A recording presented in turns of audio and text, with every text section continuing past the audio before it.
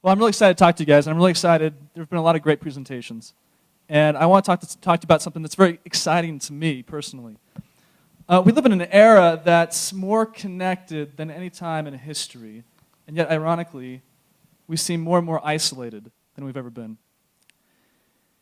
I know this with my own life. I feel like there's a big disconnect between myself and my friends. I have hundreds of Facebook friends, and yet I'm not communicating substantively with them.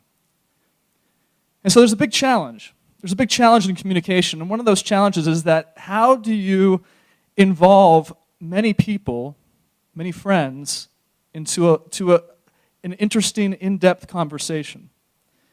And the problem is inherent to the nature of discussions. It doesn't matter what media you use, what technology you use, the more people you try to add to a conversation, the more people you try to add to a conversation, the more convoluted it becomes.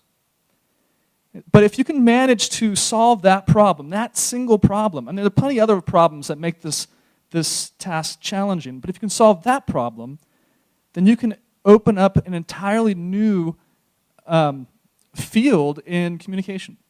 And so that's what I'm doing right here. This is what I've been attempting to do. And my solution is what I call echoes. Now what echoes are is, an echo is your personal slice of a discussion. And it's independent of anybody else. So for instance, we have up here several discussions that are going on. Let me go into this one right here. All these right here, these are echoes. These are all Facebook friends. I'm going to click on Mandy here.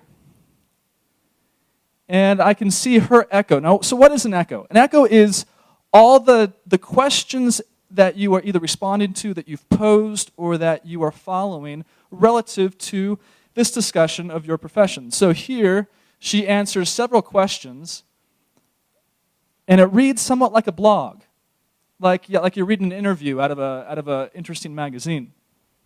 Okay, that's her echo. But what's really exciting about echoes is the way they can be, new computer, okay. The way they can be seamlessly integrated with other echoes of your friends.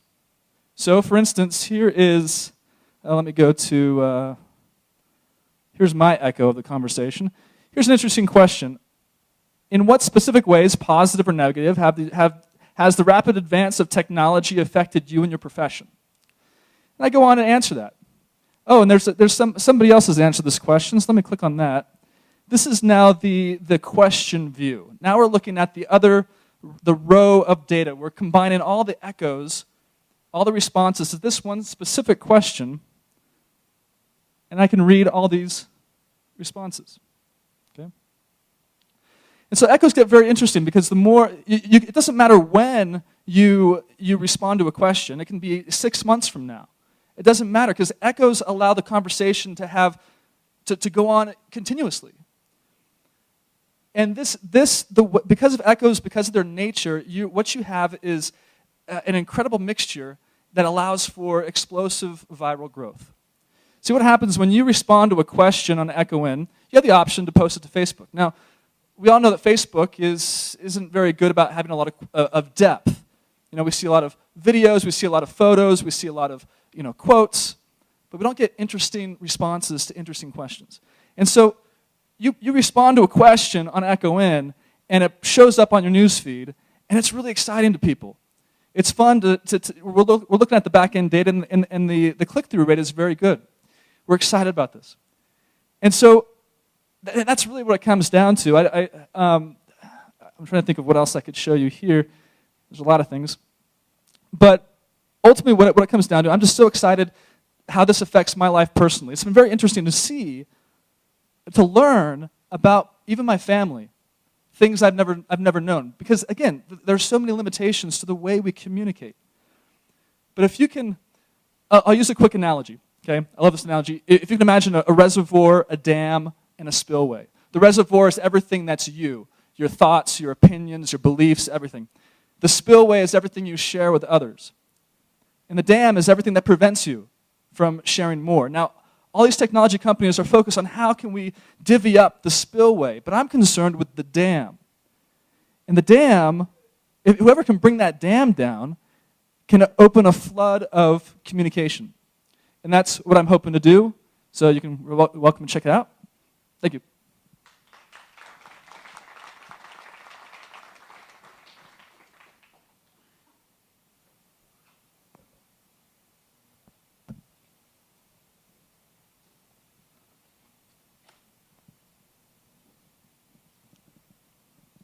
I've prepared a little musical number, if that's okay.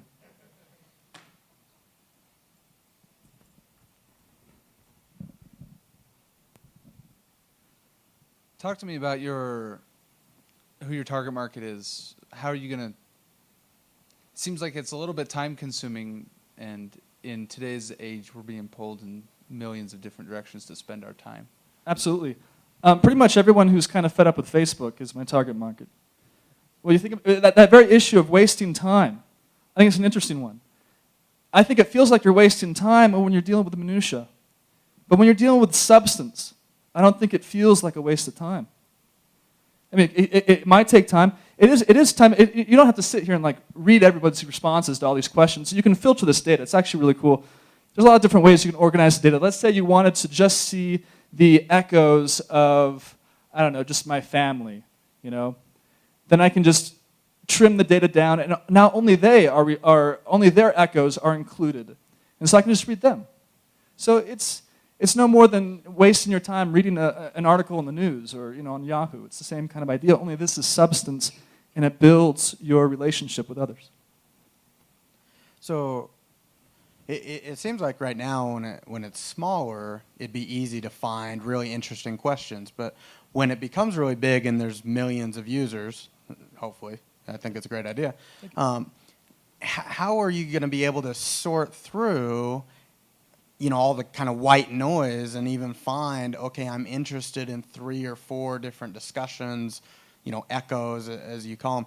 So how can you sort through or find interesting topics while not getting just kind of weighed down in the millions of topics? I'm glad you brought that up. And part of that is the primary reason that echoes are effective is when they're used in social networks. So I'm only privy to my social network. And so, there might be a lot of discussions going on in the world, but we kind of shrink the world down to what's going on with your friends. Now, there are sites out there that you can explore in depth subjects that really matter to you. Like this great site, Quora, I love it. But Quora uses questions in a different way. The best questions on Echoin have millions of correct answers. On Quora, the best questions on Quora have just a handful of correct responses. So there is a lot of data, but because of those two things, because we are shrinking your world down to just the people that you care about. So there could be millions of people echoing same-sex marriage, but we shrink that world down to where it's just your friends. So you're seeing the questions that your friends have followed, questions that they've posed, or questions that they're responding to. It's one of those 80-20 principle rule things where just a handful of people that are really good at asking questions can let them pose the questions, and everybody else piggybacks on those questions. Because if I echo a question that my friend posed, all of a sudden it becomes visible to my friends, and then once my friend poses or follows or responds to that question, it goes onto their echo. It's now visible to their friends. So I'm no longer involved just after one generation. So it's the very nature of it. What's really fun about echoes is that no matter how many people are involved in the conversation, it never loses its integrity. I don't know if you've ever been to, you go to Yahoo comments, right? And you go down, there's 12,000 comments, and it's all just this mess of comment, and there's no cohesion. But echoes maintain their integrity, and the information's always on point to the question that you're looking at. I don't know if that answers your question, but...